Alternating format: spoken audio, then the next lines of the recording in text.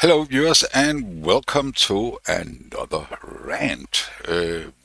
Big warning, opinions might be presented in this video. If you don't respect other people's opinion, then bug off right now. It's that simple. A while ago, I posted a video which was basically a bit of a mystery about a MCU that doesn't seem to exist. If you look in the international catalog of STM32 parts, you will not find the STM32F402. It's also not available as an option when you start STM32 Cube IDE. So it's a little bit of a mystery, and I made a rant about that. My guess was that this was a part. Also I should mention that the part is only available in with a Chinese datasheet, but it is roughly, and in fact I think 100% equivalent of STM32F401. That was my conclusion anyway in that video I made here. Now, an interesting part is, and I swear it wasn't me, but a friend of mine actually posted this without my knowledge on STM32 community forum, and it is quite interesting that there was a reply from an ST employee. Now, I honestly hope he doesn't get into trouble for this. I don't know if this is obviously not something they are very vocal about. But the interesting part is he says that this is an MCU you can only order if you're in China, and it is compatible with the 401, as I concluded in my previous rant video about that. They are fully compatible, allowing the use in the same ecosystem and tools.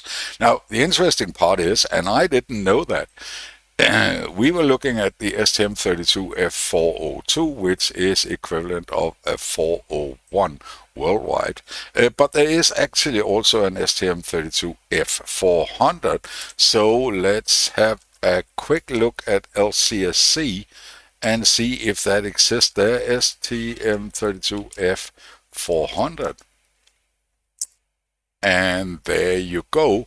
They don't quite have as many in stock as the other one, but they have an RB, which is a 64, and they have an CB, which is a 48-pin version. And as the other one, okay, this one is actually a bit expensive. I don't know why, but this one is fairly reasonably priced.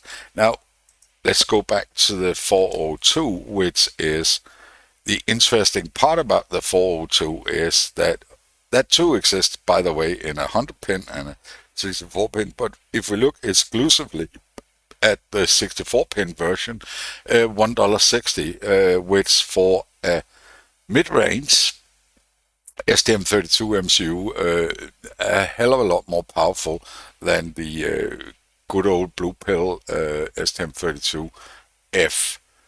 103. Let's look up the price for that one. STM32F103. What was it? CB. Let's take the CB or CB. Let's take the CB.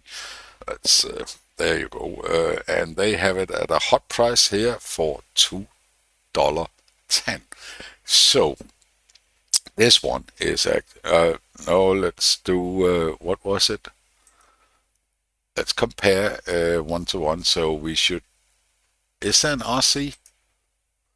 STM32R 64-pin. There is there. It's called RC. So there is one, and it's $2.16 for that one.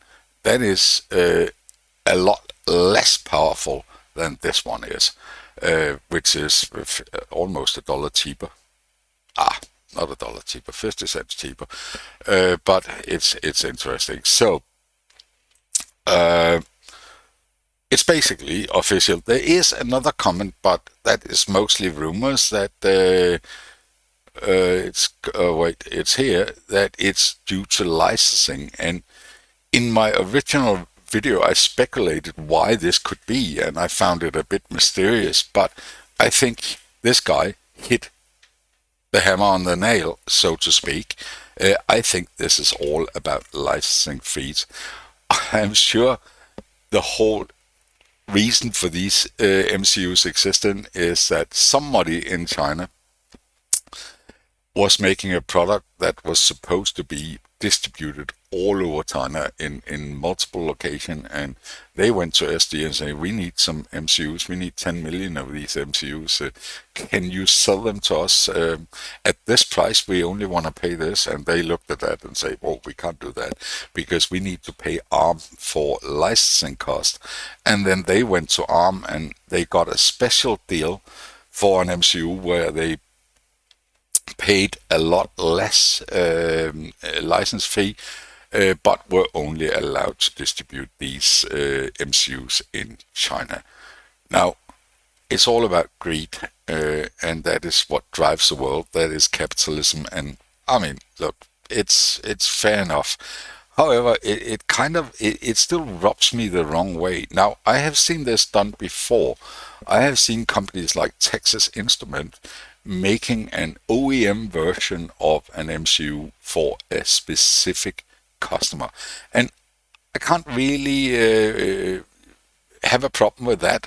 I don't have a problem with that. But the problem here is that these MCUs are actually made available for the general public in China. And me too, for that matter, because I can buy them from China. I just need to get them from China.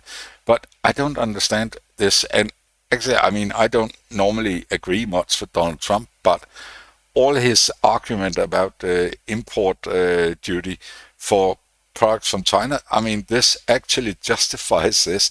Why would you give the Chinese an added benefit production-wise? It's just, it doesn't make sense, and I don't understand it. So what I am going to do, I mean, now I just wanted to rant a bit about this. I don't like it. I don't think ST should do this. I mean, it's perfectly okay if they want to make a customer specific line. If somebody come and buy 10 million, by all means do that and sell it for that specific customer. But don't make it readily available cheaper than your regular CPUs. It just doesn't make sense to me. I think it's quite bad. I need to be a little careful what I say here. YouTube don't like me swearing too much, so there's that. So that is about all. Now, I'm going to take the consequence right now of this, and that's why I do this video right now, is I am actually going to do an STM32 World Development Board based on the STM32F402. So what's this base? There will be probably, the way I'm going to do this is probably live streams. So there will be live streams about the development of this board, and then I might cut that into a regular video at a later point when I have all the material recorded. So that's about it. As usual, have a wonderful rest of the day.